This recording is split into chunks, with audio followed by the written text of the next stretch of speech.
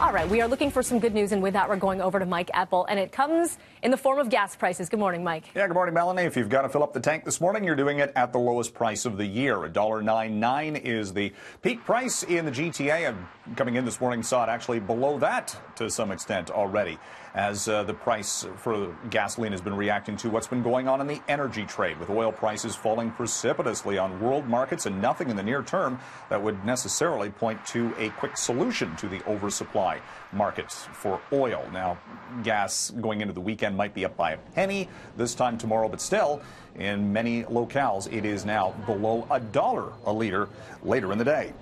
No mention of the Alberta energy crisis in the mini-budget by federal finance minister Bill Morneau late yesterday in Ottawa. The feds, though, giving all sorts of tax breaks to businesses to buy new equipment to improve productivity and other measures to help the competitive nature of the Canadian economy against the U.S.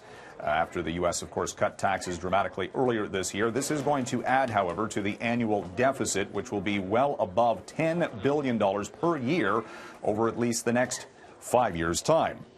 Alberta temporarily stopping issuing the issuance of new licenses for retail pot shops. The province says that it has received less than 20% of the orders that it had put into the cannabis companies in the wake of legal marijuana sales, so they're trying to curtail the overall supply of marijuana until the market balances itself. And it'll be interesting to see if other provinces follow Alberta's lead on that front.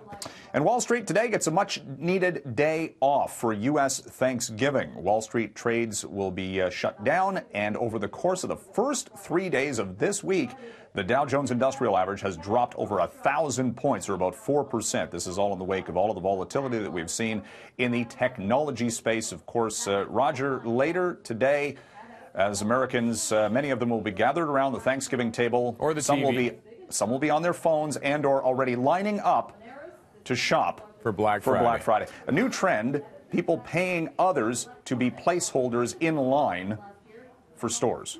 I find it fascinating that they'll forego this American tradition of a Thanksgiving dinner so they can go stand in line. That's right. And it's going to be very cold in some cases to do that. So they might have to pony up a little bit more cash to have others stand in line for them to get those bargains.